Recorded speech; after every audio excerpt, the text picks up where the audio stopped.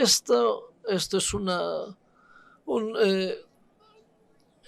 un pozo de agua fresca en Israel, no lejos de Jericó o Jericó. Hace 3000 años los hombres de las ciudades dijeron, y los hombres dijeron, el agua es mala. Y entonces hablaron con Elías, porque es el profeta local que estaba ahí, con Elaya. Y Elaya dijo, tráiganme. Y me dijo, bueno, traigan una bolsa y pongan un poco de sal. Y entonces avanzó hacia el pozo y metió la sal, vació la sal ahí. Y así se sanaron las aguas hasta el día de hoy. Esto fue, de hecho, el primer sistema de tratamiento de aguas en el mundo. Y también fue, si esto funciona. ¿Alguien me puede ayudar, por favor, con el control? Si me ayudan con el control, por favor. Porque lo presiono, pero no. Así lo tiene.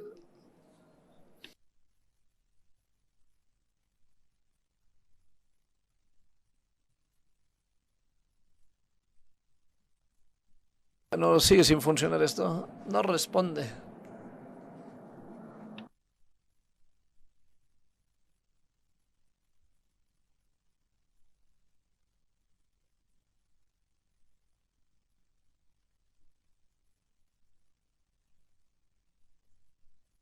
Bueno, perdón por esto. Esta es la tecnología, por favor. Si alguien puede innovar e inventar algo que funcione, sería lo mejor. Pero bueno, esta fue la primera innovación y vamos a hablar acerca de la innovación, pero la innovación no puede existir por sí misma. Tenemos que hablar de la relación entre la innovación y la regulación, y Eliseo no habló de eso. Entonces, bueno, para saber cuánto necesitamos tratar el agua, cuánto no. Bueno, siguiente, por favor. Muy bien. Bueno, me da mucho gusto poder traer aquí, estar aquí en esta conferencia. Estuve en 2 conferencias anteriores de Airwater en Barcelona. Fue una experiencia fantástica y espero ver también verlos a todos ustedes en la siguiente conferencia ahí en el 2020. Bueno, entremos ya a la presentación. La investigación, regulación y la innovación.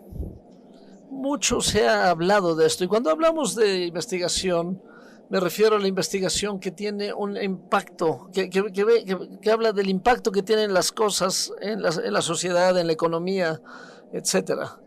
La innovación se refiere a la tecnología y a la investigación científica, la académica, que genera nuevo conocimiento. Y la regulación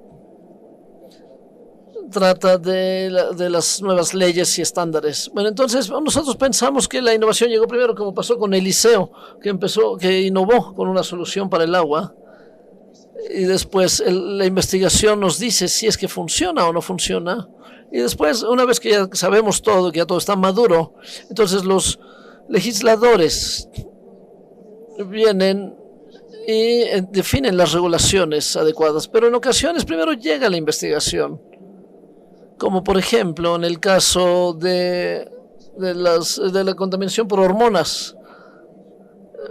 Primero se encontraron algunos peces en algún lago que estaban mutando y que estaban teniendo un comportamiento anormal, y después de la investigación se descubrió que el agua tenía hormonas o sustancias químicas que estaban afectando las hormonas y que estaban provocando esa mutación.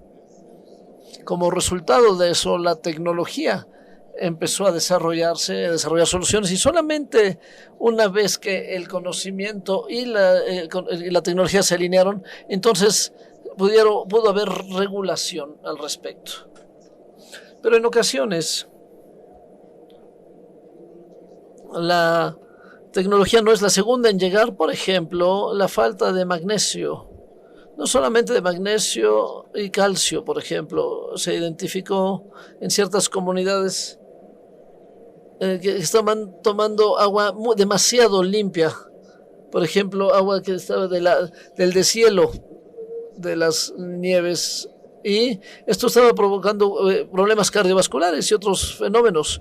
Así que aquí la solución no es... Existe una solución, pero todavía no se han probado. Sin embargo, la primera acción que se tomó fue por la WHO, uno de los reguladores, y quienes definieron un comité de científicos y la Organización Mundial de la Salud.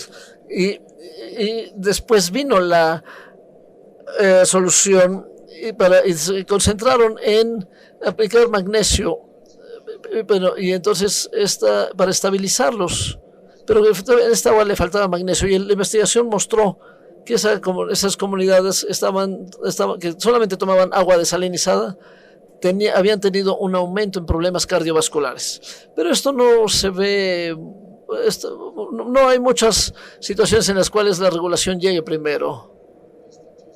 En la historia antigua, cuando la gente empezó a manejar el agua y los legisladores quisieron definir quién era el dueño del agua, y las primeras leyes de agua decían que la gente que eran propietarios de la tierra donde estaban los pozos eran los dueños del agua, pero ya después se vio el impacto de eso y se vio que fue muy difícil manejar el agua como sabemos hoy en día. Y un ejemplo de esto es California, que tiene muchos retos de agua, y el balance entre las áreas rurales que tienen mucha agua, incluso son dueños de ríos ahí, y las áreas urbanas que necesitan esta agua, existe aquí un desequilibrio que no es fácil de manejar, pero sí nos lleva a soluciones tecnológicas. Por ejemplo, porque estamos aquí, se tuvieron que enfocar en el tratamiento del agua residual. California es el líder en esfuerzos para tratar agua, y ellos ya tienen ciclos cerrados dentro de las ciudades para poder reciclar el agua. Bueno, hablemos un poco de Israel, un país hermoso. Si ustedes nunca han estado ahí, deberían de ir. Y bueno, al menos anoten eso. Es un país muy pequeño. Tiene un área de aproximadamente 20,000 kilómetros cuadrados y una población de 9 millones de personas. Tiene muchos retos por el clima semiárido, 500 milímetros de lluvia anual que se concentran en 3 meses del invierno.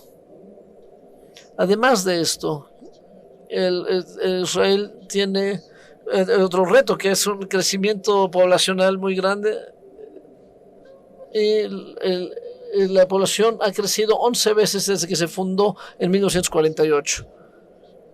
Consideren ustedes la población mundial en 1948, multiplíquenla por 11. Si el mundo hubiera crecido a la misma tasa, seríamos 25,000 millones de personas. Imagínense, eso es inimaginable. Bueno, a pesar de que sea inimaginable, pero bueno, ¿qué hacemos con esto? Entonces tenemos que fomentar la innovación. ¿Y cómo lo hacemos? Por parte del gobierno. El gobierno ayuda a los innovadores durante todo el ciclo de la innovación, empezando con la investigación, pagando programas de investigación a estudiantes de doctorado desde las fases iniciales de la investigación académica, y obviamente también promoviendo el trabajo de las startups, encontrando fondeo para los diferentes clusters y programas piloto. Pero lo más importante es que Israel es una nación, como un laboratorio de factibilidad. Muchos de ustedes habrán escuchado que Israel es un país startups, y es precisamente porque ha sido un laboratorio de factibilidad. Es decir, cualquier innovador se puede acercar a la Compañía Nacional de Agua o a la Autoridad Nacional del Agua o las industrias o las fábricas, y obviamente también los institutos de investigación, y es muy fácil para que todo mundo sabe que esta colaboración se requiere para recabar información, para poder hablar con expertos y para instalar prototipos o hacer pruebas en infraestructura para cerrar esa brecha Y eso es precisamente lo que necesitan estas compañías startup. Pero les dije ya que Israel es un país pequeño. Israel depende de sus exportaciones para mantener su industria del agua. Y para eso el gobierno también apoya con acuerdos binacionales, por ejemplo, el programa europeo H2020, y eso permite que las compañías se expandan por todo el mundo y que consigan también, y bueno, y también los apoyan con acciones de marketing, lo cual no es muy común, y también tienen un programa muy importante del Ministerio de Economía que están también fomentando nuevas regulaciones bajo la ISO.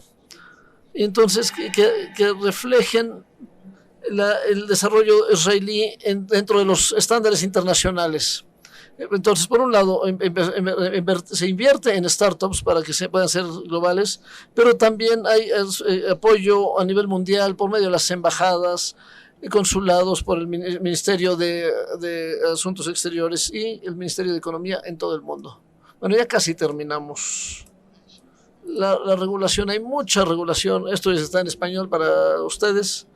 Hay mucha regulación en Israel para aguas residuales, para agua desalinizada, para aguas industriales. Pero lo más importante es ver esto como un solo tema. Todas estas regulaciones deben ser un solo tema y una sola misión, que obviamente tendrá subelementos, pero como por ejemplo las partes técnicas.